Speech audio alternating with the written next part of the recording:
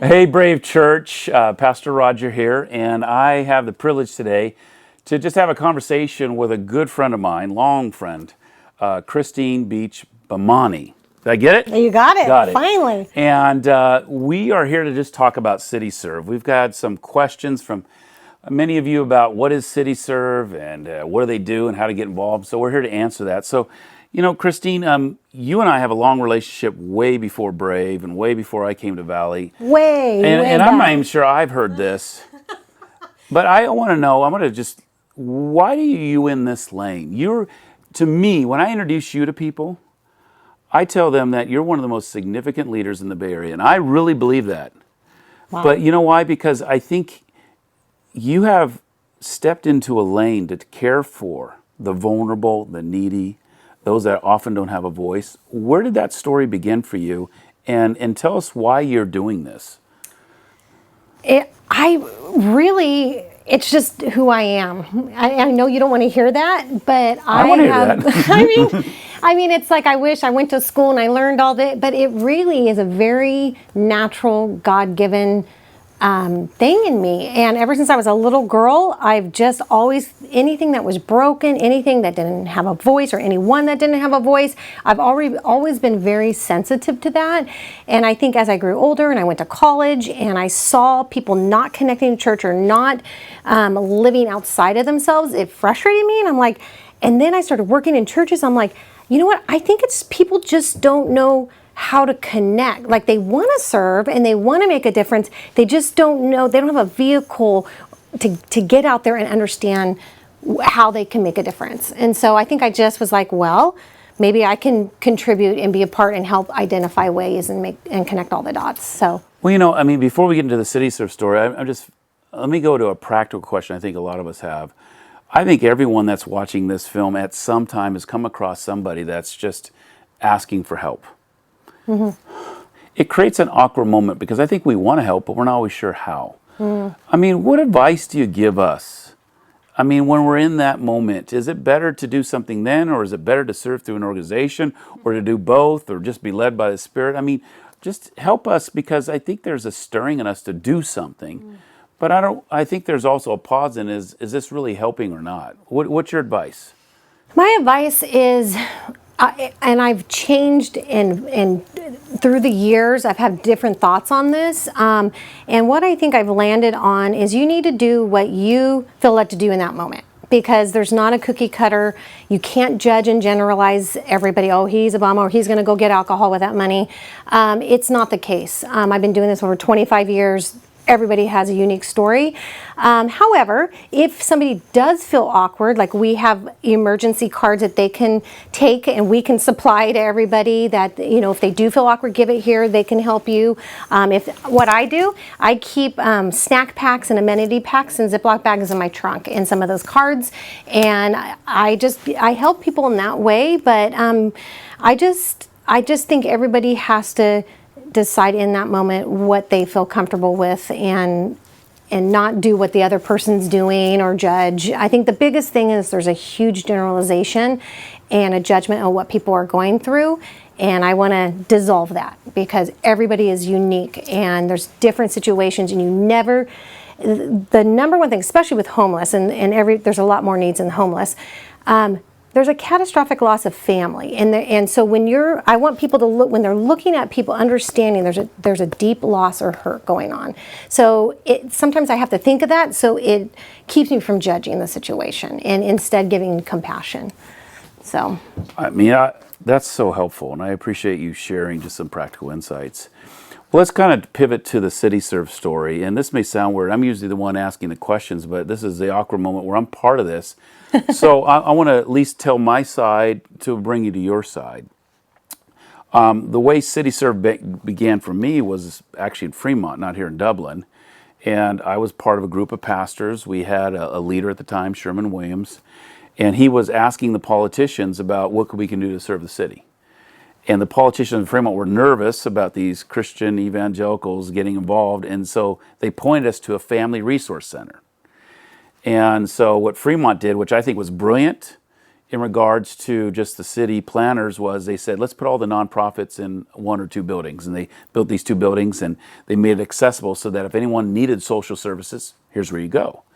And so we got a tour of that building, and it was obvious to us that it didn't take much reading of our own Bible to realize that this is the type of services that we as faith people should be involved in.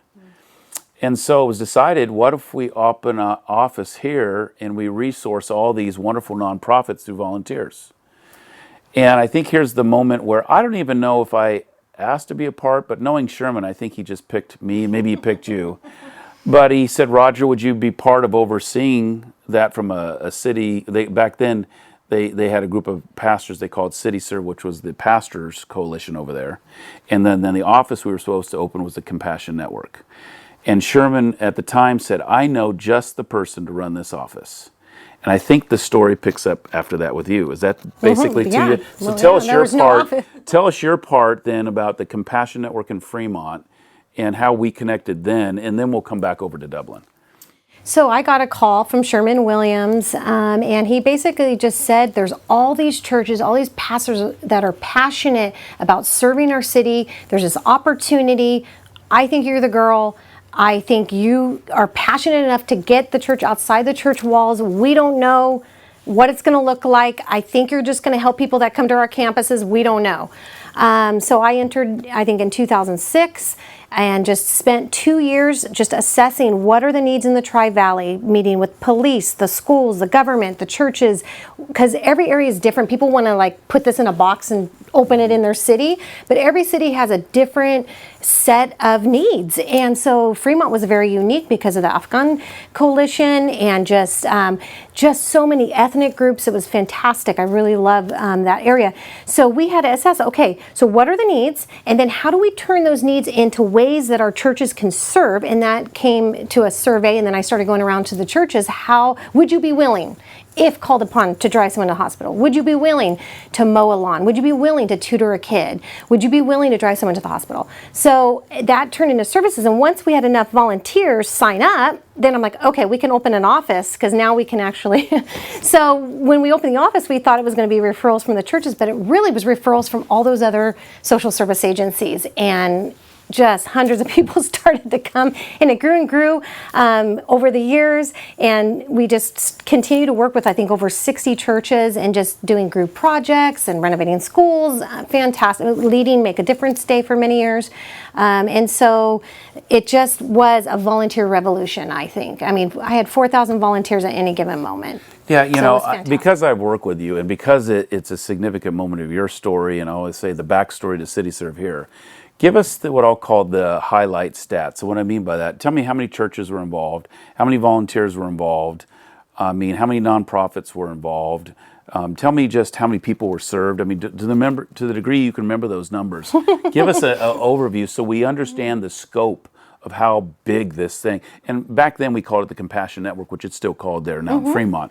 So tell us the stats of the Compassion Network. Well, I mean, I was there 13 years, so the stats started with one person, and I think by the time I left in 2019, I think we were at serving about 9,000 community members a year, 33,000 requests. And what I love about Compassion Network is I had 1.5 staff, 27 office volunteers. You know, there were, I think, 35 probably funding churches. I'd say 60 to 75 at any given time participating at some level churches. I think the strong point in that area was just that association of pastors that came together and had lunches together. That was really a springboard for Compassion Network and something that I'd like to see to come out into the valley.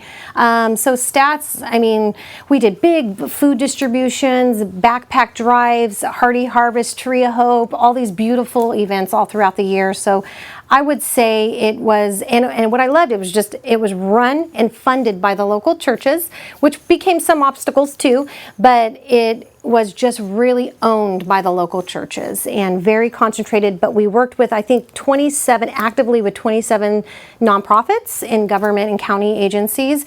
And we worked very nicely alongside, not a lot of integration, but a lot of referrals, and just we played nice together, and it was beautiful. And I still work with a lot of them now. Yeah. Well, let me kind of tell the CityServe story. As you're serving over there in Fremont in 2008, I got invited to be the lead pastor of Valley Christian Center, and I inherited a building campaign. And I decided that the building campaign would become an outreach. And so instead of just collecting dollars to raise to finish the sanctuary that we were building at the time, I decided to bring nonprofits into our campaign and pledge hours. And I remember bringing the mayor to church. And on the Pledge Sunday, I made a statement in front of the congregation. We're going to pledge 2,500 serving hours to the city of Dublin as part of our building campaign.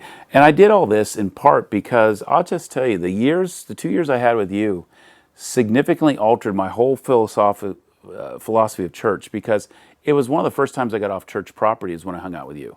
And I realized before that time that if anyone wanted our Jesus, they had to come to our property. But being with you, out with the government leaders at the Family Resource Center, I realized, wow, we have to have some go part of what it means to be a Christ follower. So we did that here at Valley, and I remember at the time there was this wonderful person that had just retired, a banker, and she offered to help me organize. Her name was Gloria Gregory, and she really is to be attributed to building the momentum, because she catalyzed so many volunteers. If I remember the numbers, the first year we had 4,000 volunteer hours, second year we almost had 10,000, third year churches started calling me and saying, we want to join your serving network. And I go, I don't have a serving network, I have a building campaign, you want a pledge card? And so that's kind of how this thing built. And then we had 3 churches, 5 churches. When it got between 7 or 8, I just told the senior pastors, let's give this away and create an organization. And so we created a nonprofit separate from Valley Christian at the time called CityServe of the Tri-Valley. And we did that, and we put all senior pastors on the board, which I realized senior pastors are the worst board members. They're just too saturated. No comment. and be honest, Gloria really was the secret sauce for CityServe for all these early years. You brought her over to the Family Resource Center. We toured. Yeah, that's right. And I had her tour you. Shared. And she took it way beyond. I was just trying to mobilize, because I had the conviction as a pastor that people need to live out their faith, and that some people don't need to hear another sermon on Sunday. They just need to go do something with the faith that they already have. And so Gloria was really good about building these bridges to all these serving areas. And so CityServe became that. But then she started realizing, hey, nonprofit over here and government agency over here and church over here, you guys are doing similar stuff. So she started coordinating and getting them talking. And so we had her as our executive director for many, many years. I mean, I want to go close to almost 10 years, I think. Mm-hmm. And she did a fantastic job, but when her time ran out, we realized we need another leader. And so a person in our church, Vintage Foster, said, I know somebody that's a headhunter for nonprofits. He got us coordinated, and we actually did a search throughout the Bay Area. We had 400 applicants. And this headhunter said, I think I found your successor to Gloria in Fremont. And I go, I'm from Fremont. Who would you find in Fremont to be a successor? And she said, Christine. And I was not looking. I know, it was crazy. I mean, and this gal named Mary, I mean, she goes, are you serious, Christine? Would she do it? And she's the one that, she goes, I really think that she'd fit. And I go, I know Christine. And so you and I met, and I remember we just met and talked about it, and you go, well, I'll find someone for you. Yeah, I mean, so why don't you pick up the story there? I mean, what was it about the presentation, what I was presenting? What was it about it that you just finally said, you know what, maybe my time in Fremont's coming to an end, and I see something in the Tri-Valley that I'd like to step into. It was nothing about you. Well, thank you for that. Just kidding. No, just EJ, edit that portion out. All right, so go ahead. No, but something, because I know you're a very deep spiritual person, and it would take something of God to just move you from a baby you nurtured. So tell us about that moment, and what was it that made you decide to move from Fremont all the way over here to the Tri-Valley? To be honest, I got an email. The recruiter emailed me, and I went online I was shocked because I had lost contact with you. I didn't even know CityServe was still going out here, to be honest. So I was like more inquisitive, because I know I kind of helped you guys. And so I was excited, but then confused. So I looked on, and then I think when you said, hey, I heard you and we met, I heard what was going on out here. And I felt, let me do my very best to find someone because I cared so. I know your integrity. I know the heart. I know you extended the vision. So I wanted to get a quality person. But for me, I was like, I'm happy. This is where, I'm going to retire. But at the same time, for probably 2 years, I was getting a stirring of, I feel like Compassion Network's foundation's there. I feel like the connections are there. And how I'm wired and how God has made me is I'm an entrepreneur. I like to start things, and I felt like there was a lot of work that needed to happen to take these connections and collaborations to another level and to get the churches out and get the pastors organized. So even though I wanted to turn it down because, quite frankly, it was easier to stay, I felt that how I'm wired could be a benefit for the season that God's going to have me here. I don't know how long. And I needed to step outside, and it was hard, and that was my baby, and I still grieve, but I feel like we can't get comfortable in our walk, and I felt like there was different opportunity here with the level of connection with the government and the mercy space that we're going to talk about in a minute. But just I felt a little bit of obstacles there, and what if we tried something a little different out here? How would that work? Would more people get engaged? Would there be more solutions to these deep problems that we have in our systems? So I just finally, after trying to push it away for so long, I had so many close confidants that really believe and know who I am. They're just like, you need to do this. And including my husband, which I thought he'd want me to be comfortable. And I took that leap of faith, and it's hard and it's been hard, but I believe it's the right decision. So. Well, one is I'm super glad you did. And I will say this, you're doing a fantastic job in a difficult time. But let's get into about what CityServe actually does, because some people may be watching this and they're like, well, what does CityServe actually do? So why don't you just tell us, answer that question there, and just give a description of all the things that CityServe's involved in, and what makes CityServe different from other nonprofits in our area. So we exist to mobilize mercy. So the heart behind everything that we do, we want to move people into a place where they're extending mercy to those that are in crisis or in need, that they just don't have any hope.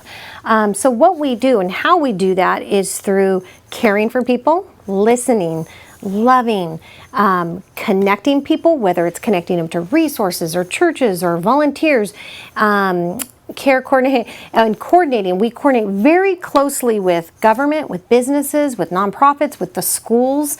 So we are working at a level where we're like, okay, that's your lane, that's your mission, but that's your part. Here's the church's part, here's the faith group's part, here's the business's part. We all have a part in it. How can we work together? And what we launched as the Mercy Space platform, and that all that is a virtual space and a philosophy of, can the faith community, can businesses, can government, can schools, can we play nicely in the sandbox? Can we come together and say, for the sake of mercy, for the sake of reaching out to the poor and the needy and those that are just without hope, can we come together in our lanes and serve? And so that's what we've been kind of rallying, and so that's how we do it. We have care sessions, we mobilize volunteers, we make direct referrals to vetted organizations. So we need volunteers all the time because we have care coordinators that are a little bit more where they assess the needs of somebody that calls in crisis. But then we might make a referral to one of your church's programs, Celebrate Recovery, grief support, mental health support. It could be a youth group. It could be a tutoring program. So we really need to engage our faith community. I've seen it work in Fremont as far as the resources that are just so rich in the church. But we also work with other faith groups. We work with businesses, and everybody has their kind of own agenda. But when we come to the sake and to service in our community, we lay aside our distinctions and we say, how do we love this person? How do we get this person and lift them up and out of their situation? I think one of the unique challenges, and it's a remarkable story, but it's also an exhausting one. And I know once I get this question on the table, you go, oh yeah, it's exhausting. But you came in and only had less than a year, before the pandemic really started breaking in. And here's my understanding of this story, but you can correct it if I don't state it right. But basically the government cities started coming to us and saying, we are seeing this pandemic make the vulnerable more vulnerable, and we look at you, CityServe, who has, proven yourself for over a decade in this community. We would like to partner with you to ensure that they get care through the pandemic. Can you just describe for those that are watching right now, just that whole conversation, and what are some of the things that CityServe has done to serve the most vulnerable people in the Tri-Valley during the pandemic? Well, first of all, day 2, my second day on the job, I flew out to Austin to look at a model, a community first village. So that, I'm telling you that because that's where I met some of the city leaders, was on that trip. And now we have Goodness Village in Livermore that we just are excited about. But the folks that, right when the pandemic hit, so that was how I kind of started. And then it's like I'm assessing what are the needs in this area, what team do I have? And then a pandemic hit, and all of a sudden, because I had some of these relationships with the city leaders, they said, hey, there's all these vulnerable people on the streets. Like, they don't have access to all the coffee shops shut, so they can't plug in their phones. There's no showers. There's no, these folks are at risk. So we just kind of employed all of our team out to identify the most at risk. And then they gave us funding to help put them in hotels. And we had over 40. Now we're in the hotel business, really? God, you brought me here. So, but it was awesome because we were able to step in the gap. Our team was able to work and really come alongside these people. Now that they're stable, they're in the same place every night. So that was really, even though I don't want to go in that direction, I felt like that was a good gap step for this time to build respect with our community, to help people in need. And so we did that. So then once another contractor took that project because it was getting too big, then the cities came to us and said, oh my gosh, there's all these people, they can't pay rent now. They're losing their jobs. Can you run our emergency rental assistance program? So now we're rental assistance people. So I get a team of people, and we gave over $860,000 in rental assistance for Dublin, for Pleasanton. And we popped up, we ran that program, it's done now. And then the county came to us. So we finished that program. The county's like, hey, you guys did so great with that. Can you help other people with the county program apply for rental assistance? So these are all just gap things. It's in line with, we want to come alongside people. We want to prevent homelessness, and we want people that are homeless to get into permanent housing. So we were just stepping in these gaps during this emergency time to, one, help our city, serve our city. They're funding us to serve our city, and I felt like we just kind of stepped in the gap, and now things are, people are getting permanent place. Over 300 families are not homeless now. So I feel like those were strategic moves for this time. And certainly there's going to be more things come up, and we don't know what's next. But I feel like as a leader, I'm always going, what's our vision? Is this going to take us off course or not? Maybe it's going to take us a little for a second, because strategically that's going to matter later. So I'm always kind of, and I think the board, just having a board go, okay, are we getting off or not? And so I feel like my heart is always, how do we mobilize mercy? And that's how I felt we should do it in the pandemic. Okay. Just a few more questions. One is, I don't know if everyone knows the scope of CityServe. So can you just talk about the scope of the partnerships, the scope of, how many people are served, the scope of sometimes how much assistance been given away. I'm a stats person, so sometimes when I hear these numbers, oh, wow, that's gone. So just tell us some of that, First, let's start, how many partners are involved in CityServe? Funding partner? Well, we have 167 partners. Okay. And then funding partners, probably 167. How many churches are involved? Churches, I think there's 22 right now. 22? And how many businesses would you say? Businesses, I would say 18. I would say there's 3 cities, the county, are partners, funding, we call them influencers. So anyone that's an influencer is a funding partner. But then we have service providers and service partners, and we host a community meeting every other month, and we bring together all the frontline service providers to talk about gaps, talk about how we can collaborate. And I think we had 70 at one meeting, but it represents probably about 127 different groups. Well, if I remember from a board meeting, just to give us on a monthly stat, how many people were served each month, and what is the makeup of the person that usually receives the services? Well, we have two programs. So intervention, which is anyone that's unhoused. And then we have prevention, which is our services around people that are at imminent risk of being homeless. They're on fixed incomes, they're living check to check, or maybe they just became housed. So last year we served 1,422, and some of those folks, like I was saying, it started with the pandemic in a hotel. We have been helping them the whole pandemic, and they just got placed in community or at Goodness Village. Some got Chestnut housing. So some people, even though it's a whole year, it's not month by month. Some of them are in our caseload for a year, especially homeless. But I would say we always have at any point, we have 15 people on staff. They all have 20 to 25 on their loads. So a lot of people. We're at capacity. Like, that's why we need volunteers, because we will get the person, assess the need, do a care plan, but then we want to connect the people in the community with these folks to do life and to build out relationship so they are not dependent on us. We're just connecting the dots, but it's really the people. We have what we call care advocates that have come alongside those that had been in our caseload, and they're going to coffee once a week. I have a gal that she was our client, but now she's my friend. I'm going to teach her how to make rice next week. She just got into the village. She has her own tiny home now, has never cooked rice in a rice cooker. I'm going to go teach her. So she's not my client anymore. She's my friend. So that's what we want. We want people to connect, and the case manager can connect them, and then they make a difference, and they can influence and be a part of their life in a meaningful way. Well, this is a season we are in Brave Church where a lot of groups are forming, and a lot of times those groups, one of the DNAs of our groups is that they would get involved through serving. And serving's always been the bread and butter of CityServe. So can you just tell anyone that's watching, how do I volunteer or how do I serve through CityServe? So that's easy. You just go on our website, ways to give, drop down, and there's either respond to an e-blast, like hot off the press need, or you can sign up, fill out a volunteer application, then you'll get regular. So just for the sake of everyone watching, what's the website to go to again? CityServeCares.org. Okay. And then you go on there, ways to give, and all the different ways you can give, whether it's financially, whether it's a donation, bringing some shoes, whether it's, helping someone mow the lawn or whatnot. So it's COVID right now, so, it's going to look a little different for a while as, for safety, but...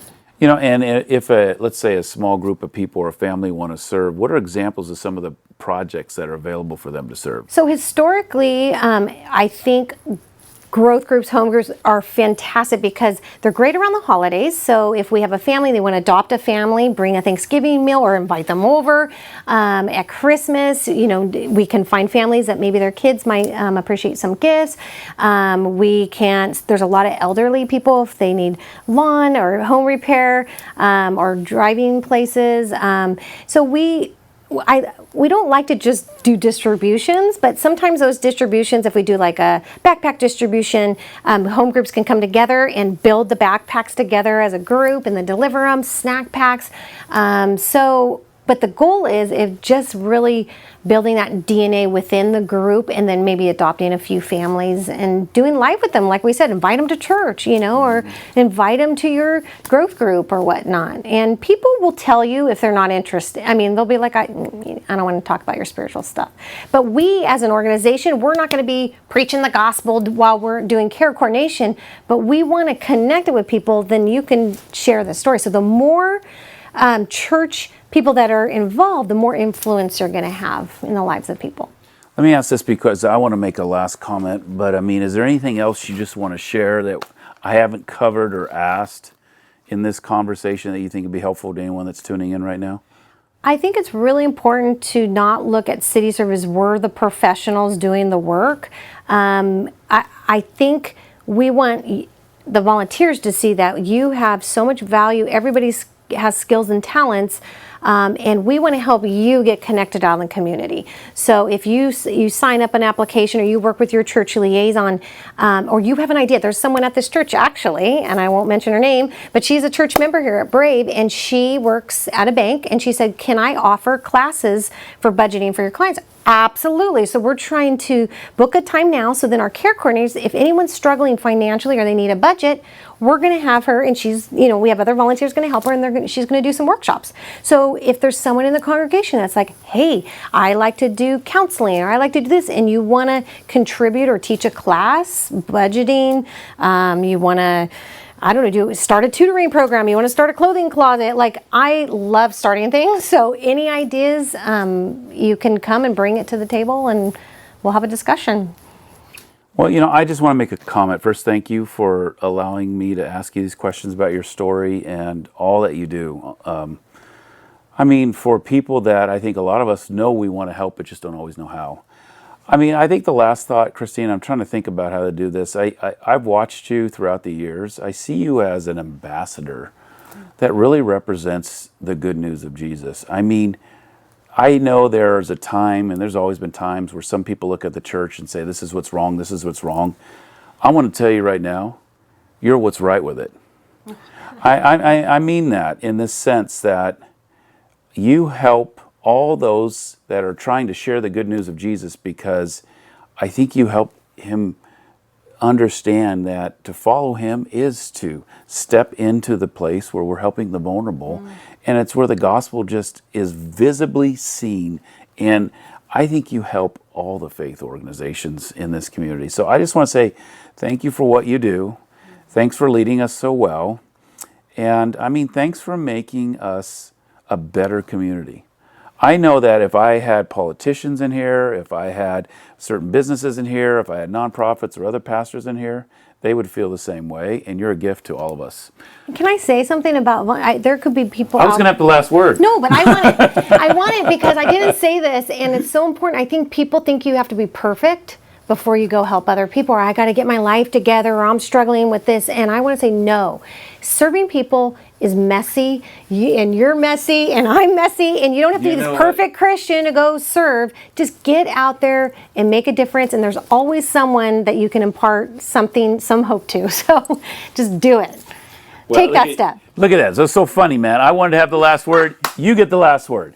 So with that, hey, I want to say thank you, all you viewers. Thanks for giving us time. Obviously, we'll put the website back up there and how to get involved.